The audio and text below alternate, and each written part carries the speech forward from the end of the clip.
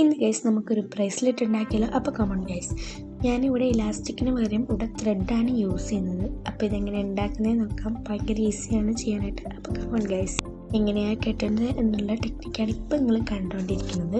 അത് കഴിഞ്ഞിട്ട് ഞാൻ ഇവിടെ 5 കുഞ്ഞ് ബീഡ്സ് എടുക്കുന്നത്. ഇങ്ങനത്തെ കുഞ്ഞ് ബീഡ്സ് ഉണ്ടല്ലോ, ഈ ടൈപ്പ് നമ്മൾ അപ്പുറത്തും ഇപ്പുറത്തുമായിട്ട് ഇതുപോലെ 2 എണ്ണം ചെയ്യുന്നുണ്ട്. 5 എണ്ണമായിട്ടാണ്. അത് കഴിഞ്ഞിട്ട് നമ്മൾ വലിയൊരു ബീഡ് എടുക്കണം.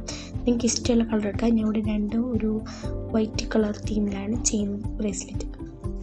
ഒരു ബീഡ് ഒരു കൈ ഈ ത്രെഡിൻ്റെ അറ്റത്തും മറ്റേത് വേറൊരു ത്രെഡിൻ്റെ അറ്റത്തും കൂടെ കയറ്റിയിട്ട് ഇതുപോലൊന്ന് വലിച്ചെടുത്താൽ മതി. ബാക്കിയുള്ളത് നമ്മൾ ഇതേ സെയിം റിപ്പീറ്റ് തന്നെ ചെയ്തുകൊണ്ടിരിക്കുക. നിങ്ങളുടെ കയ്യിലെ അളവിന് അനുസരിച്ചുള്ള ത്രെഡ് എടുക്കുക കേട്ടോ.